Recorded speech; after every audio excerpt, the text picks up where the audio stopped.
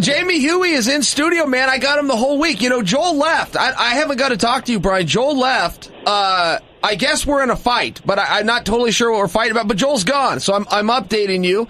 I got Jamie in here for the week. I'm taking full advantage, and now we got you on the line. So business is really picking up over here at You're Welcome. I was about to say, man, it was about 6 months where you just kind of lost your mind. You brought Joel in, and so many people were like, I can't listen to that shit no more. What happened? What finally caused Joel to get fired? Well, so we'd have to get his take on it, and maybe he'll call in as a guest and tell his side. I don't fully know. I mean, look, here was the thing that happened, Brian, and I'm not skating your question in the least. I'm coming at it head on, but it was a little bit bizarre for me. I didn't really understand what happened. We were in the car one day. We were headed to practice. We had a disagreement on something, but that's all it was. It wasn't. If he was right, it wouldn't have been that big of a deal. If I was right, it wouldn't have been that big of a deal. It was some small issue, but man, he was furious. And on a scale of 1 to 10, he was at a full 10. He was full on irate. And, he was screaming for about a half hour, which, in fairness, is a pretty damn long time to stay. I've been mad myself before, but boy, it goes down pretty quick. A half hour was just a long time to stay as angry as he was, and it was just kind of a confusing situation. It ultimately culminated with him pulling into the parking lot at Gracie Baja, putting the vehicle in park, and he grabbed a sack, threw some stuff in it, and left on foot. I had not seen him since. So... Wow. Yeah, he then came to me the day of our first recording. This was Wednesday of last week, so what, about 8 or 9 days now, but on our first recording was exactly 1 week, and he came to me that day and was planning to come down in the studio. And it was like, well, Joel, I mean, when you stormed off and told me off, I took that as, your departure from everything. I mean, I assume from our friendship. I mean, I haven't talked to him from whatever, but as well as his participation here. And so he got a hold of me and he wanted to come down. It's like, look, number one rule, the show must go on. I can't sit around and wait and wonder if you're going to show up or not. So I made other plans. And then he was furious about that. How could you do that? And how could you slide me? And, I was down there with you for a year. It's like, hey, I don't think we're disagreeing on anything. I think we fully agree, but either way, I am the one in the position of responsibility that needs to get the content done, the show organized, and this produced and put out. So it's my job to make sure the wheels go forward. I couldn't just sit around and wait on, hey, am I going to hear from Joel for the first time in a week? So, I mean, that's essentially all that happened. But it's created some turmoil. So, I mean, it is what it is, but that's the story. Well, I think what happened, Joel expected you to contact him and to apologize. And, usually, you're not a guy for conflict. I know you as good as anybody. You don't like fighting with people. And I think Joel probably wanted you to call him, massage him a little bit, apologize, and then everything would be back to normal. I don't think he realizes what you've done for him. Basically adopting him. He's a 50-year-old man, and you adopted him, you take care of him, you give him things that he's not appreciative of, and you've adopted a 50-year-old. I don't think he gets that. I'll tell you, Brian, for me, that part was a little bit tough. When you do that stuff, it's not just out of the goodness of your heart. I do want something back, and all I want back is appreciation, right? Everybody needs something. For me, it's appreciation. And, so I don't just do it to be nice. I do it because it makes me feel good. But there is a truth there where it's like, Joel, you're an able-bodied male in America. You've got some advantages. You've got some opportunities. And, you're not my son. It's not my job to take care of you, but I am your friend, and I will help out where I can. And, when that appreciation wasn't there and it became expected, and then I became the bad guy in it. Brian, I was out a lot of money. We had a deal, and he needed it up front for certain things, and I gave it. There was a vehicle involved. His car was repossessed. Boom, I gave him my vehicle that I wanted to drive, and I thought there would be an appreciation there, and instead, I could read you or forward you some of these texts he sent. They're way too hot to read for the air in terms of the profanity, but I was the world's biggest scumbag, and it's like, well, wait a second. You wanted X amount, I gave it to you, and I gave it to you up front. You never fulfilled it. you needed a vehicle, I gave you mine. At one point, he was living in a home. I was picking up the bill for it. I just thought, hey, there is a level of hey, thank you for that. There's a level of that I am looking to get back. And when it didn't come, I was confused. And when I came out the bad guy, I was really confused. And, I don't know if it hurt my feelings or surprised me or disappointed me. I don't really know what emotion I had, but it was one of these things where I just went, well, look, I don't know that I can even argue. I got a buddy, Brian, in Connecticut, and I look up to him because he's very smart. And if he tells me something, I'm going to listen. And Joel even reached out to him to broker some deal between us. And it's like, Joel, I introduced you to Brian. You can't, this is a high-powered guy at a high-powered law firm. He can't be in the middle of us, whatever dispute we have going on out here. You can't piss in the punch bowl to a guy I introduced you to. The whole thing just got a little bit weird. It's like, look, I don't really know what to do here. I liked having him on the show. And he didn't move the number. He didn't move the needle, but I liked having him. And he was having fun. And I thought there was something there. And when he first started, Brian, and you'll know, man, he was met with resistance. People didn't get it. He didn't have a natural voice for this or, a flow with the way that he would speak. It was kind of tough. But over time, he caught on, and he became a character, and people did begin to enjoy him. But, once again, that all came back to me, that I was handling it wrong, or I wasn't appreciating him the right way. However it worked, and I was just confused by the whole thing, where I'm going, hey, what are we even doing here? What are we even doing here? The truth is, I never asked him to be, and I don't say this to throw rocks at him, I'm just telling you a story, but I never asked him to be on the show.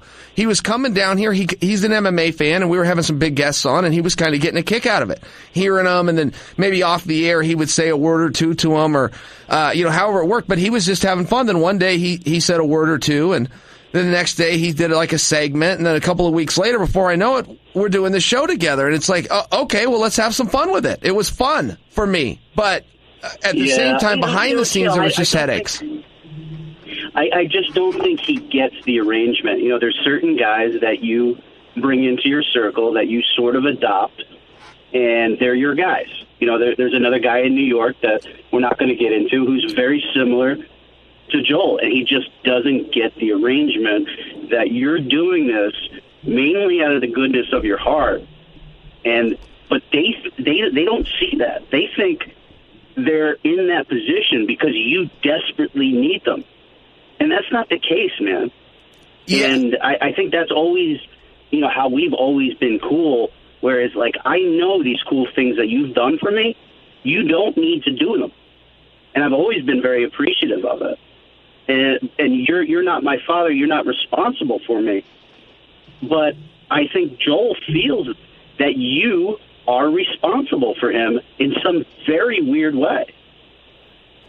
I think that's right. And I'm sorry, I'm texting here. Uriah Faber is coming on the show next week to promote his match with Meow in Submission Underground. And when I reached out to Uriah, I said, hey, can you come on Friday?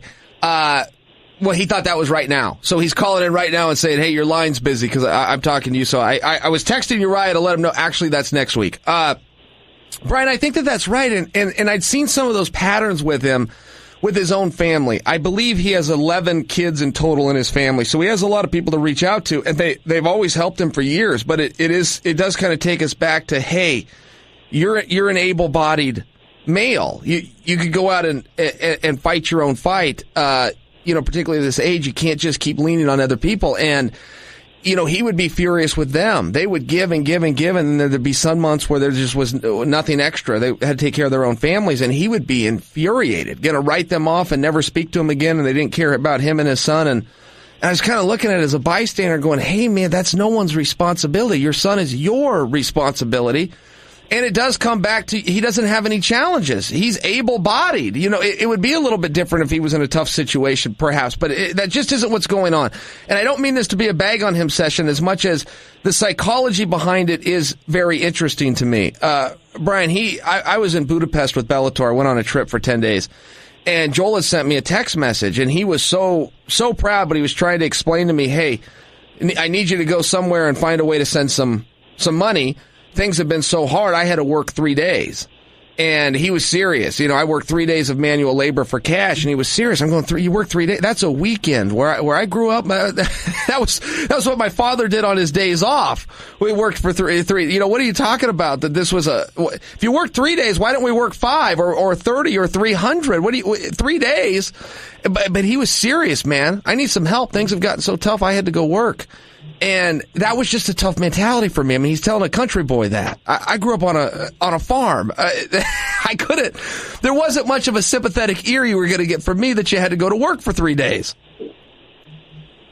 Yeah, I echo what you said. I don't want it to be a bag on Joel thing because when I said it was over, when I met him in Los Angeles, I meant that it was over. But I think it's just important to address because he's been part of your show since, I don't know, August. He's taken on a larger role. And, I don't think he really appreciated it because, he kind of gained some fans. He had some Joel, 82 to 91 or whatever that line was, He's got people talking about him on the forums. Why? Why does he have people talking about him? Because of you. And I don't think he gets it. What I wonder is, can he understand it? And he just doesn't want to? Or is there something wrong mentally where he cannot possibly understand this? Yeah, I fully agree with you. The psychology there was really weird, and he even shared that with me. He said, I built that show, and he said, you can spin this any way you want. I built that show and dedicated the last year of my life to it, and I worked my ass off. And I kind of going, Joel, I mean, look, let's just be real fair here, right? The show was around for a meaningful period of time. I see the numbers every single week. Brian, when you come on the show, you always ask me, hey, how'd that show do? I send you the numbers. I have the exact numbers. That's one thing about the internet. We're not like radio where we're left to guess that more people are listening at drive time than are at 2:30 in the morning. We're not left to guess. On the internet, it's an exact audit. That's why they can do a rating system. That's why when I come on and tell the fans we're at number one, we got 500,000 listeners. I know they publish this stuff and they put it out. So that part of it can be a little bit tough when he was trying to take this credit, but he was also saying that I worked my ass off. I'm going, okay, Joel, that's actually the problem. Let's just stop right there. I am sitting on my ass right now, Brian, with a Starbucks in front of me. There is no way in any kind of make-believe land I'm going to pretend that I'm working my ass off down here. This is a very easy thing to do, and it's also fun. But if you have the mentality that we're working, our listeners are out working hard, and we're providing them with some entertainment while they do so, with a little bit of distraction, to make believe that this is a really hard thing to do, was a little bit confusing for me. I'd taken him on 3 live shows, and the first one we got invited to go out with Richard and Frank Mir, the guys at Phone Booth Fighting. They set up the venue in Vegas and the hotel rooms. They just really took care of everything, and we went out there, and he got so drunk he projectile vomited all over the room. He missed a business meeting. I was with Richard. We're sitting down for a business meeting to plan our strategies for the next event. He got up without even saying goodbye and walked out of that. And then we go to the airport the next day, and we can't come home because he's booked the return flight for the correct day, but 2018. We're 1 year early to go. So we got to get a cab. Can you imagine in my spot, Brian? I got to call Miss Brittany and tell her, hey, I'm staying in Vegas an extra day. I mean, how do you think that's going to go over? Oh, a year. Yeah, I'm staying in Vegas for another year. I got a spot, bro. I got a house there. Thank you. Need a room. You know. I appreciate that, Coach. For a year. So we go. And if you told her, hey, I'm with Jamie or I'm with Brian in Las Vegas, she'd be more understanding. But when you say, hey, I'm with Joel, yeah. I can just. I just know what her reaction would have been. Yeah, so, okay, I mean, there's a little bit of funniness to that, but it's like, hey, this was your level of participation to have these things organized, and, now we're getting a taxi back to the Mandalay Bay and checking in for the night, and it was just a tough thing. And we go to the second show, Dave & Buster's. We get a guaranteed site fee. They're a great sponsor for Bellator. They give us a guaranteed site fee, and he and I have an 80-20 split. And he's the one that came up with those numbers, so he was happy with it. He controlled the money, though. I showed up and did my participation. He handled the business side of it. He gave me less than 30% and said, well, the rest of it went to expenses. And I kind of just going, okay. I mean, we have a deal that you asked for. We didn't negotiate. You came with the specific deal, the specific arrangement, and then you didn't honor it. And then he also set up we're going to do a podcast from Dave & Buster's. Well, the audio was so bad that got killed. We never even put it out. And again, he set that up. So then we go to Kankakee, Illinois, his hometown. Everybody's mad so much that they do a front page article on it in the paper. He can't figure out why the paper disparaged him and insulted him so badly. So I get the backstory later from the actual writer who contacts me on my private email and lets me know why he disparaged him because of all the things that Joel had done in that town leading up to the event. And once again, it was a podcast of which I can't prove ever happened because no audios and no camera worked, again, lined up by him. And then I was the bad guy. Then he wanted X amount of money, which I gave him in addition to a car, in addition to all the perks and everything else. And I still ended up the bad guy. And I was a liar, a thief, and a scumbag. Oh, and a coward. He slipped coward in there. So I wrote him back and I said, scumbag, yeah, sure. Coward, that's going to be a tough sell. Liar, question mark. You got to explain that. You got to explain where there was a lie told to you. And it's like, hey, I'm not putting you down. But all of these things I just said happened. We did 3 shows. None of them went well. We could never return to those towns because of things that you did. All of those things happened. So where was it that you were slighted? And that was the part that was frustrating for me. I was never mad. I never even knew what we were fighting about the day in the car that all hell broke loose. It was just never really clear. But now it's like, Joel, I don't know how to let you come back. I mean, I don't really know how to go down that path again. And then he said, well, I want to come on and, why don't you give me 60 days and I'll just go do my own podcast, but give me 60 days on your show to build it up so I can go into it with a little bit of run. And it's like, hey, if you want to go into podcasting, I support you completely. Go ahead and do it. But I'm a little confused. He's not a podcaster. I guess he's not a podcaster, but he had a buddy that had a podcast, so then he had a presence. But he's not a podcast. He came on this show, Brian. He was telling me he's better than Ariel Helwani. He's the best journalist in MMA. I'm like, you're better than Ariel Helwani.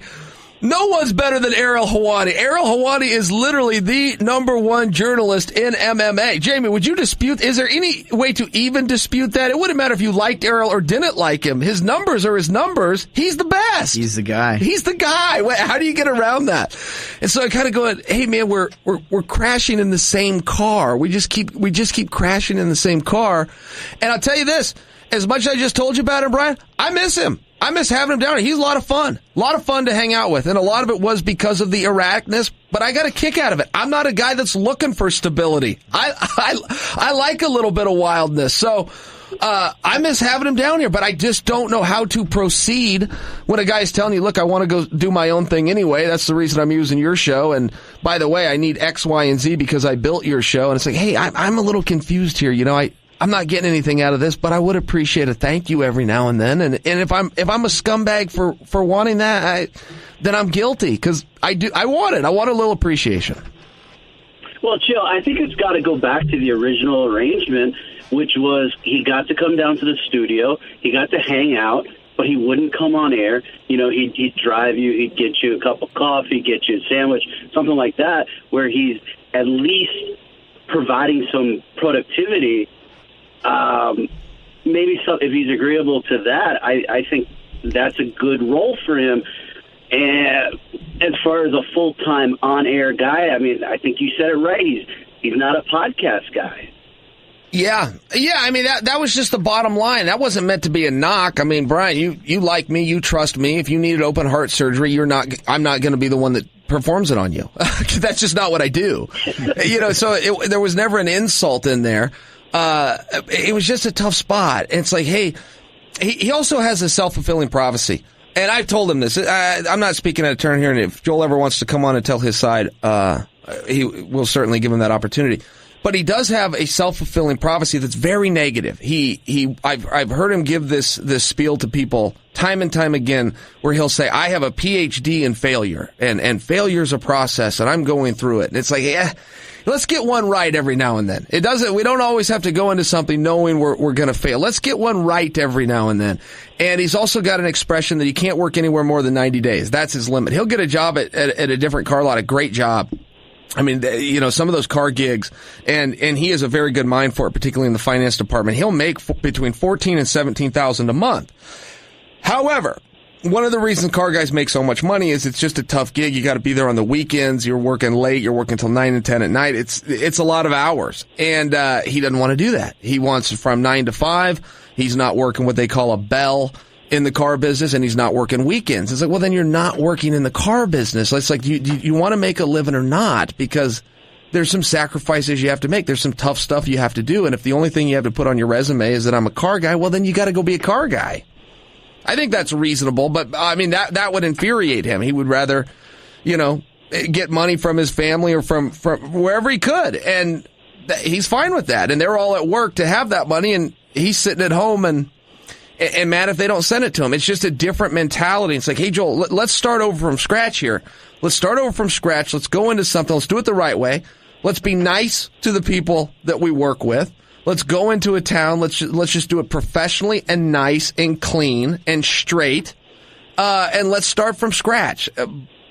That's kind of been a tough concept to relate to him. Yeah, I mean, I think he's really going to miss it because, it seems like he wants this, he wants the public to know him. He wants this persona. He wants people to, use his lines. He wants to be recognized in public. So I think this is going to be a tough thing for him to adjust to. But, hey, he knows how to get a hold of you. And if he's in his right mind, he'll know that this whole charade has been you just kind of having a goof. It was never a, hey, come on the show because I want to make the show, I want to take this to the next level. I mean, you had been doing the show for well over a year by yourself, doing great numbers. The reason why you do multiple shows a week is because you used to do it once a week solo, and it got so popular that the distributor was like, we want more. That's true. And, it wasn't like Joel took you to another level, but he's got to decide if he wants to come back to the table, and then you got to decide if it's worth the, if the laughs are worth the headaches.